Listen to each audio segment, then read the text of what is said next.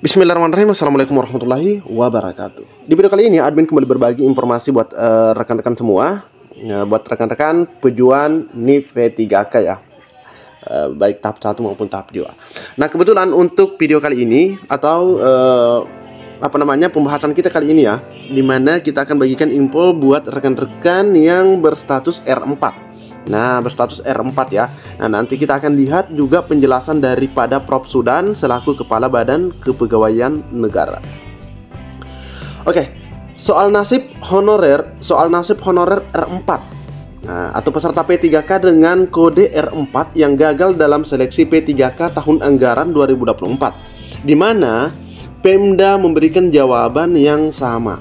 Nah, jadi ada jawaban yang sama atau persamaan persepsi ya terkait dengan R4 ini. Nah, sebelum video ini dibuat, ini dimuat di media GPNN, Bapak Ibu ya, salah satu media yang sangat intens membagikan informasi seputar ASN P3K atau seleksi P3K. Nah, ini 13 jam yang lalu sebelum video ini diupload di YouTube. Namun sebelum kita membahas lebih jauh terkait atau menyimak bersama-sama terkait dengan soal nasib honorer R4 ini, kita baiknya menyimak penjelasan daripada Prof Sudan terlebih dahulu ya. Prof Sudan. Oke, selamat menyaksikan. Siap, Prof. Ya, Prof, ini ada satu pertanyaan titipan dari suara netizen nih, Prof. Tentang nasib P3K, Prof. Mungkin sedikit aja, Prof, sederhana saja, Prof. Kan ada yang honorer yang kemudian tidak lolos sebagai P3K. Nah, ini nasibnya katanya jadi P3K paruh waktu atau mereka akan menjadi P3K full di tahun depan atau gimana, Prof? Ya. Pertama, afirmasi P3K akan Bapak Presiden selesai tahun ini. Selesai tahun ini. Nah, P3K itu yang sudah masuk dalam database PKN itu ada dua, yang dapat formasi dan yang tidak dapat formasi. Yang dapat formasi diangkat penuh waktu dengan gaji ASN. Yang tidak dapat formasi diangkat paruh waktu. Paruh waktu itu artinya nanti diberikan nomor induk pegawai dan bila daerah duitnya tersedia bisa diusulkan menjadi penuh waktu. Ini dulu dia dapat NIP dan nanti menjadi pegawai paruh waktu, tidak diberhentikan. Nah, yang sekarang ini pada bingung adalah yang tidak masuk dalam database. Nah, ini diserahkan kepada daerah masing-masing. Kalau mau diparuh waktukan, mintakan NIP ke PKN. Tapi kalau yang sudah paruh waktu jelas yang ada dalam database, bisa ditingkatkan menjadi penuh waktu dengan mengajukan formasi kepada Ibu Menpan. Ibu Menpan menerbitkan formasi, kami menerbitkan NIP-nya. Ini kan begini asal usulnya. Honorer itu kan bukan PKN dan Menpan yang ngangkat, ya kan? Masing-masing daerah, masing-masing kementerian. Kemudian DPR bersama pemerintah menetapkan honorer harus selesai, diangkat menjadi ASN. Nah, pemerintah itu menghitung honorer kita lebih dari 2 juta. Ternyata formasi yang diminta oleh kabupaten kota hanya 1.017.000. Berarti kan ada 1 juta yang akan nggak bisa masuk. Itu sudah terprediksi.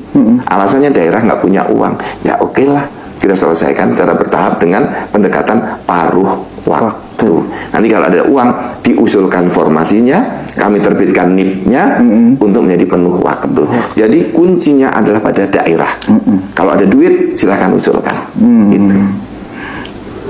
Guys-guysku senang kali aku diskusi sama Prof. Jadi kayak kuliah aku rasa, Bang. Oke, Bapak Ibu sudah menyimak tadi penjelasan Prof Sudan itu disampaikan dari salah satu channel YouTube ya, pada sebuah podcast. Nah, di sini kita lanjut. Hingga saat ini belum ada kejelasan nasib honorer non database Badan Kepegawaian Negara yang mana tidak lulus dalam seleksi P3K tahap 2. Ingat ya, honorer yang non database alias yang tidak masuk dalam pendataan pada tahun 2022 yang lalu. Pada pengumuman kelulusan P3K tahap 2, mereka mendapat kode R4 tanpa L. Ingat, mereka tidak mendapatkan kode L, tapi mereka juga tidak mendapatkan kode TL. Nah, Bapak Ibu ya, ini yang perlu dipahami. Meskipun R4 atau R3 atau bahkan R5 ya, ada juga tidak mendapatkan kode L, tanpa kode L, tapi dia juga tidak mendapatkan kode TL ini. Nah, ini. Jadi masih ada peluang. Adapun bagi honor database BKN gagal seleksi baik yang berkode R2 maupun R3, sesuai regulasi akan diangkat menjadi P3K paruh waktu. Nah, R2, R3 bisa masuk ke paruh waktu. Kenapa? Karena mereka itu sudah ada dalam database. Sedangkan R4 tidak, karena mereka adalah honorer non-database R4 ini, alias tidak masuk dalam pendataan. Meskipun mereka berada pada instansi pemerintah, tapi mereka tidak masuk dalam pendataan pada waktu itu. Mungkin karena adanya persyaratan yang tidak bisa dipenuhi secara keseluruhan.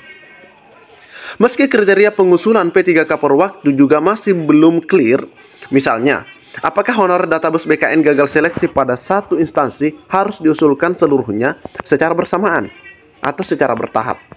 Nah, ini ya. Nah, jika bertahap, apa kriteria yang dipakai untuk menentukan siapa honor database yang akan mendapatkan prioritas diusulkan? Nah, ini benar juga. Tapi sedikit kita harus memperhatikan R2, R3 atau honorer database yang tanpa formasi itu kan sudah diurut nilainya, Bapak Ibu ya. Sudah diurut nilainya. Misalnya ada 3 formasi, yang disiapkan, ternyata pelamarnya itu ada 5. Berarti yang tersisa di sini ada 2 yang tidak mendapatkan formasi. Ada 2, yaitu ranking 4 dan ranking 5. Nah, otomatis ketika ada formasi kosong yang sesuai dengan kualifikasi pendidikan atau sesuai dengan kriteria yang ada di 2 formasi yang tersisa yang ada di paruh waktu ini, maka otomatis yang pertama akan diambil adalah ranking 4, Bapak Ibu ya. Ranking 4 dulu, tidak mungkin ranking 5. Kenapa? Karena pada saat tes, ranking keempat inilah harusnya mengisi karena nilainya lebih besar. Harusnya seperti itu. Apakah antar berdasarkan usia dari yang tertua? Nah, ini juga sebenarnya tidak fair juga kalau kita melihatnya dari sisi usia. Tapi, nah kalau kita menggunakan ranking, bisa-bisa ranking yang kelima itu juga usianya mungkin sudah lebih ini dibanding yang ranking 4. Tapi, nah itu dia Bapak Ibu ya, nilainya rendah misalnya. Tapi kalau dia tidak diambil, maka dia akan keburu masuk dalam usia pensiun. Nah, ini seperti di sini misalkan yang nilainya tinggi mendapat prioritas pertama untuk diusulkan. Bisa saja. Ataukah mengacu pada perolehan nilai seleksi kompetensi. Nah, ini yang harusnya diatur lebih lanjut oleh Badan Kepegawaian Negara bersama dengan Menpan ya, atau yang berwenang. Nah, terkait nasib honorer non-database BKN, non-database yang gagal dalam seleksi P3K 2024, Pemda juga belum bisa memberikan kepastian mengenai hal tersebut. Nah, meskipun dalam Kepmenpan nomor 16 itu yang ada paruh waktu, tapi paruh waktu ini untuk yang database, sedangkan yang non-database itu tidak disebutkan. Nah, ini kasihan juga. Catatan GPNN, alasan sejumlah Pemda seragam, yakni masih menunggu petunjuk dari pemerintah pusat. Nah,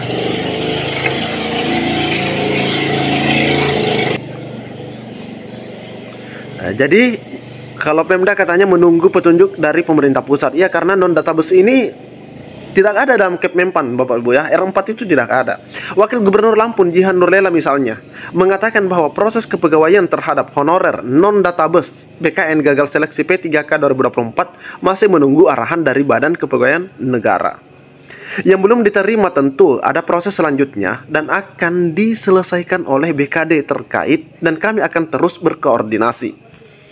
Nah, terkait 5.469 SKP 3 tahap 1 di lingkup Pemprov Lampung, Jihan Nurlela mengatakan paling telat dibagikan pada akhir Juli 2025.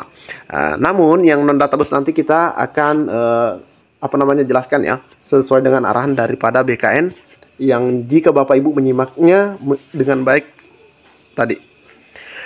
Saya dan Gubernur Lampung sejak bulan lalu sudah meminta dan mendorong pelaksanaan percepatan validasi dan administrasi bagi P3K di pemerintah Provinsi Lampung yang akan diangkat, katanya. Nah, totalnya di sini ada 5.469 SKP 3K Provinsi Lampung. Tahap 1 yang akan dibagikan paling lambat akhir bulan ini. Amin ya. Oke. Namun untuk tahap kedua ini masih dalam proses. Menurutnya penyerahan SKP 3K pemerintah Provinsi Lampung tidak dalam kategori terlambat. Sebab, nah ini sebenarnya kini sudah disampaikan juga, kita sudah sampaikan juga di video sebelumnya. Nah kembali, sudah jelas dengan apa yang disampaikan oleh Prof. Sudan, Bapak Ibu ya, yang tidak mendapatkan formasi namun ada dalam database, itu akan masuk ke dalam paruh waktu. Tadi dijelaskan ya. Yang pertama, yang dapatkan formasi maka dia akan mendapatkan gaji seperti PNS ya begitu, atau ASN pastinya, karena mereka akan diangkat menjadi P3K full time. Nah, selanjutnya yang tidak mendapatkan formasi maka mereka akan masuk ke dalam part time. Seperti siapa? R2, R3. Nah, selanjutnya bagaimana yang non database? Bagaimana dengan non database? Karena yang database itu masuk ke part time. Yang non database itu nanti itu adalah tanggung jawab daripada pemerintah daerah. Bagaimana, apakah dia akan mengusulkan NIP ASN untuk non database itu? Jika iya, itu nanti seperti apa? Karena kalau yang part time ini sudah jelas gajinya minimal sama dengan saat ini. Minimal sama dengan saat ini gajinya untuk part time. Sedangkan non database seperti R4, nah itu tergantung dari instansi tempatnya bekerja nanti. Oke Bapak Ibu ya, mungkin cukup sekian informasi yang dapat admin bagikan. Silahkan disimak kembali penjelasan dari Prof. Sudan. Assalamualaikum warahmatullahi wabarakatuh.